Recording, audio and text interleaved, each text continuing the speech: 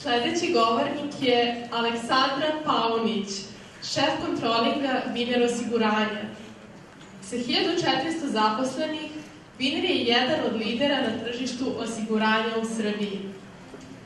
Aleksandra je matematičar po obrazovanju i kao svi matematičari, ona je precizna, tačna, detaljna, ponekad čak i stroga, kao srednjoškolski profesori. Sa druge strane, Aleksandra je puna života, uvek vesela i nasmejana. Aleksandrina tema je kontroling u osiguranju. Aleksandra Paunić.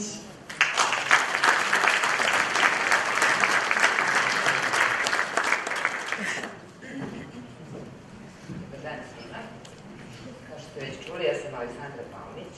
Završila sam matematički fakultet i u svetu kontrolinga našla sam se sasvim slučajno pravilo da je svet rezervisan za ekonomista. U Wiener Städtische zaposlena sam već 10 godina, a od 2012. godine nalazim se na poziciji šefa kontrolinga. Pre svega, rekla bih nešto više o samom osiguranju. Dakle, osiguranje se javilo kao potreba čoveka da se zaštiti od opasnosti. Čovek je shvatio da se udruživanjem može lakše zaštititi. Osnovne dve karakteristike osiguranja su prenos rizika sa pojedincem na skup sa jedne strane i sa druge strane prenos, odnosno raspodela gubitka na sve članove skupa. Takođe, dve važne karakteristike i dva načela osiguranja važna su uzajamnost i solidarnost. Istorija osiguranja seže u daleku prošlost. Još u vreme plemenske zajednice čovjek je shvatio da se boji gladi. I shvatio da ukoliko bi tokom rodnih godina ostavljao skroman minus u žitu, mogo bi taj problem za kasnije da reši. Dalje se istorija osiguranja proteže preko drevne Kine i osiguranja transporta roba preko reke Jang, zatim Vavilone i pomorskog osiguranja, prvih pisanih tragova o osiguranju u Hamurabijevom zakoniku iz 2250. godine pre naše ere, zatim nekih prvih oblika životnog osiguranja u starom Rimu, da bismo došli do prve pisane polise iz 1182. godine pronađene na području Lombardije. Interesantno je da je, na primer, čuveno tržište osiguranja, za koje smo čuli ovoj, odnosno Lloyds, dobilo naziv, a nastalo je inače iz pomorskog osiguranja, dobilo je naziv po kafani, odnosno po vlasniku kafane, Edwardu Lloydu, u kojoj su se okupljali pomorci i trgovci robe. Značajan doprinos razvoja osiguranja dala je upravo matematika i razvoj u statistici, neka otkrića u statistici, a naročito zakon velikih broja. Država stupa na scenu osiguranja negde polovinom 19. veka, uvidevši veliki značaj koji osiguranje ima. Industrija osiguranja je najveći akumulator kapitala i zajedno sa penzionim fondovima čini najveće investitore današnjeg društva. U Srbiji koreni osiguranja se mogu naći već u Dušanovom zakoniku, znači polovinom 14. veka, međutim, prvi pravi oblik osiguranja susrećemo tek u 19. veku, te ovaj slajd kaže da Miloš Obrenović kaže ja sam u Srbiju uveo osiguranje polovina 19. veka. Tačnije, on je uveo takozvane opštinske poševe, gde je srpski seljak bio u obavezi da daje prinos u žitu, koji bi se potom delio narodu u slučaju teških godina, hladnih godina, poplava itd. Za razliku od zapadnoevropskih država, srpska država se relativno kasno susrela sa pojmom osiguranja. Prve osiguravajuće kompanije u Srbiji bile su strane kompanije. Tek 1897. godine osnovan je prvi osiguravajući zavod sa domaćim kapitalom, jedan od osnivača bio je Đorđe Vajfer. Na početku Prvog svetskog rata u Srbiji su poslovale 3 kompanije sa domaćim kapitalom. Danas u Srbiji imamo 21 kompaniju.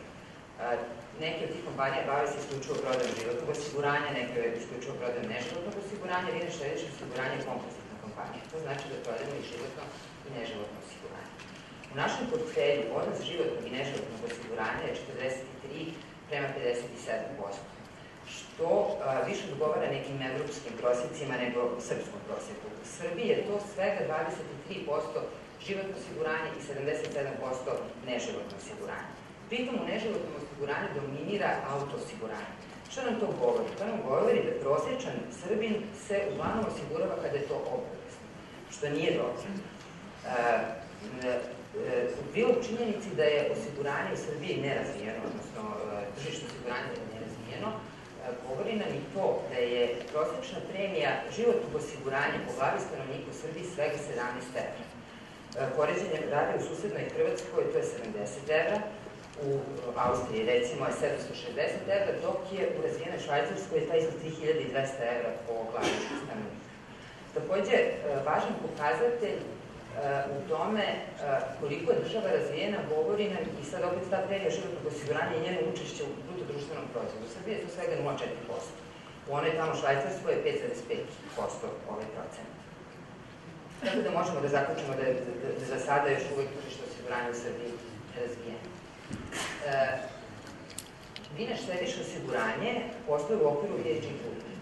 VIG grupa je nastala u Beču, u Austriji, 1824. davne 1824. godine, što znači da imamo tradiciju dugu preko 190 godina.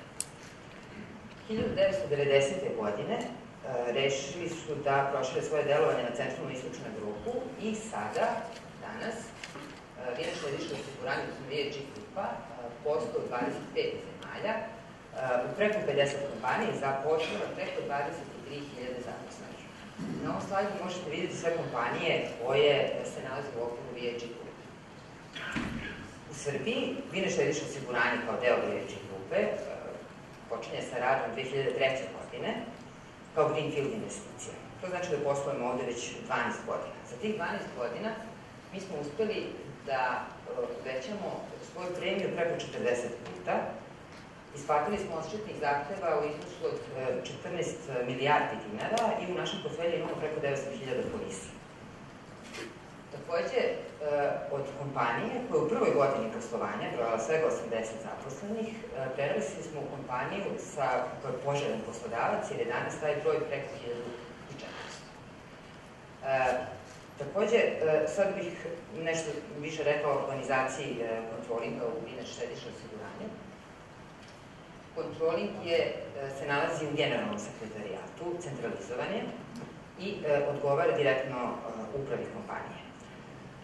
Kontroling broji 5 zaposlenih, uključujući mene, a pritom svesrednu pomoć u našem radu pruža i direktorka generalnog sekretarijata koja je takođe i sama potekla iz kontrolinga.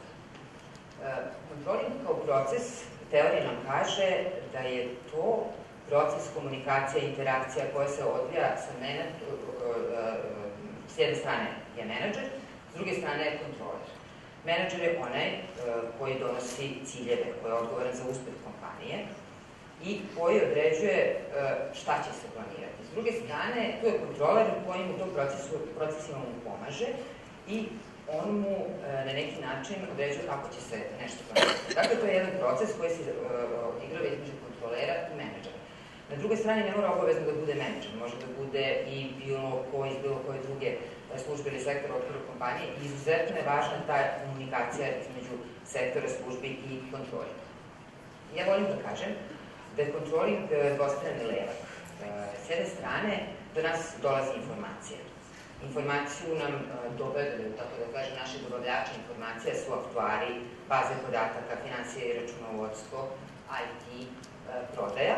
Potom se sad u kontrolingu te informacije sublimiraju, objašnjavaju, analiziraju i nakon toga se isporučuju našim kupcima, po znacima navoda informacija, a to su uprava, Narodna banka Srbije, koja inače regulatorno i telo u Srbiji što se tiče obavlja nadzor u oblasti osiguranja, zatim to je Wiener Städtische, potom menadžeri, prodavci. Tokom ove komunikacije, ove interakcije koje se dešava između kontrolera s jedne strane i ostalih sa druge strane, važne su neke osobine kontrolera. S jedne strane on mora da bude fleksibilan, dakle dobar kontroler mora da izađe u susret zahtevima, na primer, prodaje. S druge strane, on mora da ima integritet. Dakle, kontroler mora da zauzme stav, da zna da zauzme stav i da zna da taj stav odbrani, ali s druge strane da ume da ispravi grešku ukoliko je tu grešku napravio i da je prizna. Važno je da u ovoj dvostranoj komunikaciji postoji uvažavanje međusobno i poverenje i to poverenje se naravno stiče. Mi stvarno imamo tu sreću u Wiener Städtische osiguranju da u našoj upravi sede pre svega edukovani i iskusni ljudi koji imaju razumevanja za naše potrebe i koji su nama pre svega pristupačni. Znači, ukoliko imamo neki problem, naravno ne zloupotrebljavajući njihovo poverenje, mi uvek možemo da zakucamo na njihova vrata i da ih zamolimo da nam u rešavanju tog problema pomogu. Takođe, šta je još važno? Važno je da sagledamo se širu sliku, da uočimo trendove, ne moramo obavezno sve da složimo, mislim, sve u paricu da složimo. Bitno je da sagledamo kakav uticaj ima neka pojava i kako se trend razvija. Šta je to i kako to mi prenosimo sad tu našu informaciju u ovom procesu? Pre svega prenosimo ga ovim običnim govornim svakodnevnim jezikom. Veoma je važno da se mi, s jedne strane, i kupci naših informacija dobro razumemo. Znači, da nema nesporazuma. Kako se to postiže? Adekvatnim i preciznim izražavanjem. S druge strane, važno je i shvatiti da je još jedan vid i pojavni oblik tog jezika koji mi prenosimo informaciju, izveštaj. Izveštaj je univerzalni jezik. Dakle, izveštaj će razumeti i kolega koji sedi u Beču i oni koji sedi u Bratislavi i mi ovde. S druge strane, izveštaj, da bi bio dobar, on mora da bude razumljiv i jasan. Takođe, mora da bude upotrebljiv. Ne sme da bude sam sebi svrha. Dalje, dobro je da izveštaj ima istoriju. Recimo, izveštaj koji mi u kontrolingu najduže radimo je izveštaj o praćenju fakturisane premije. To je jedan na izgled jednostavan izveštaj, radi se svakodnevno, radi se na mesečnom i kumulativnom nivou i radi se već 12 godina. Svako jutro. Znači, svako jutro u taj izveštaj mogu da pogledaju i prodavac i generalni direktor i da tog izveštaja oni dobiju informaciju koja je njima potrebna.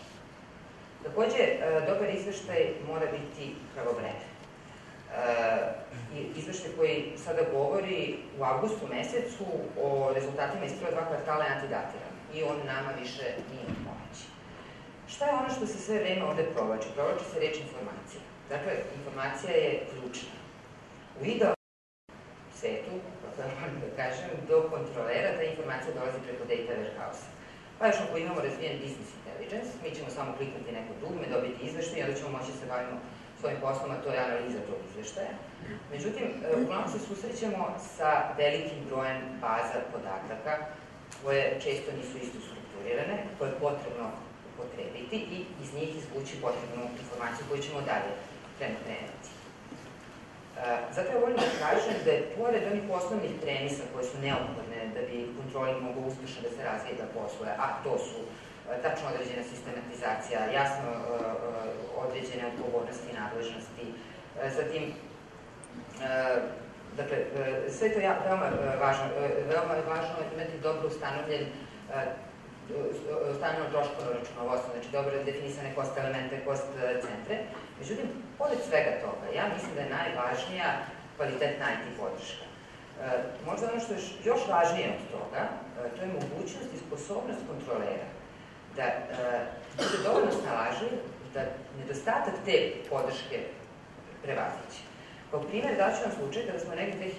godine mi shvatili da vreme za koje dobijamo izveštaje, vreme za koje IT odgovara na naše zahteve, nama nije dovoljno brzo.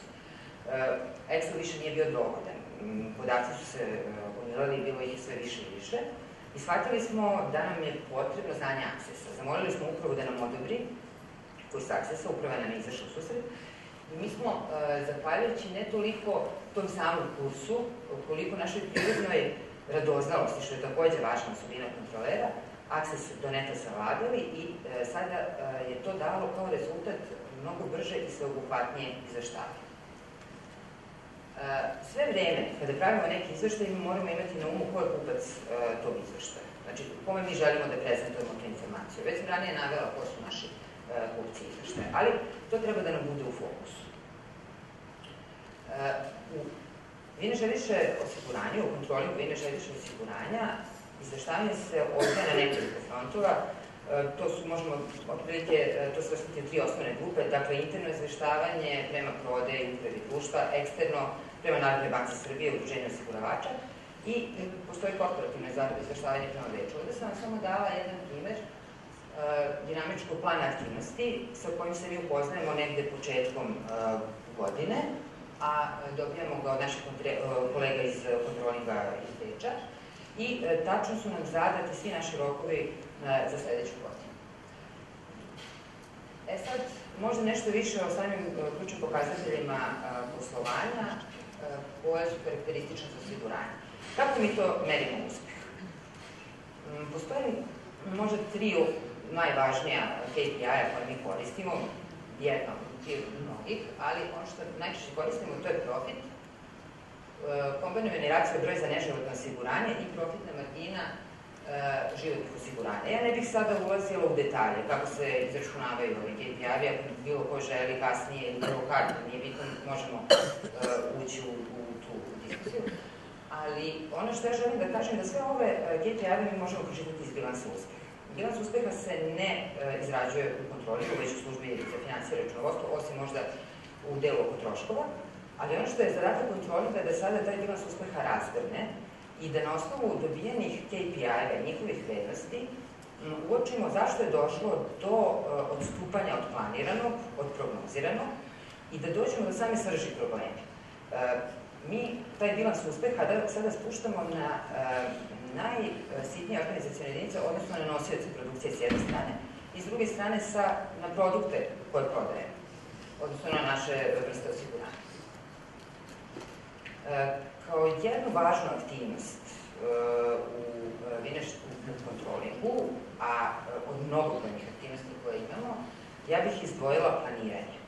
Upravo zato što planiranje predstavlja onu interakciju, onu komunikaciju o kojoj sam pričala na početku priče. Videli ste tamo na onom dinamičkom planu da smo mi u obavezi 17. septembra da dostavimo plan premije za sledeću i dve naredne godine, kao i forecast za tekuću godinu. Dakle, da bi taj plan bio gotov, a plan mora da se planirati detaljno, proces planiranja počinje negde polovinom avgusta. Na osnovu dotadašnjih rezultata, na osnovu onoga što dobijemo kao informaciju sa tržišta osiguranja, nekih možda promena uslova, naših strateških ciljeva, počinje, dakle, proces planiranja počinje i počinje planiranje premije. Sastavi se kontroling, izvršni direktor prodaje, generalni direktor i napravi se plan premije. Premiju planiramo do najsitnijih detalja. Sada tako dobijen plan premije se dalje prosleđuje službi, odnosno aktuarima. Aktuari planiraju svoje prenosne pozicije i aktuarske pozicije, to su, na primjer, likvidirane štete, rezervisane štete, matematička rezerva, prenosne premije itd. Potom, kada oni završe svoj proces, dalje prosleđuje taj plan reosiguranju, koji je takođe važan deo naše delatnosti. Istovremeno, odvija se plan troškova, koji takođe započinje u kontrolingu, znači planiranje troškova takođe započinje u kontrolingu, i u planiranju troškova učestvuju sve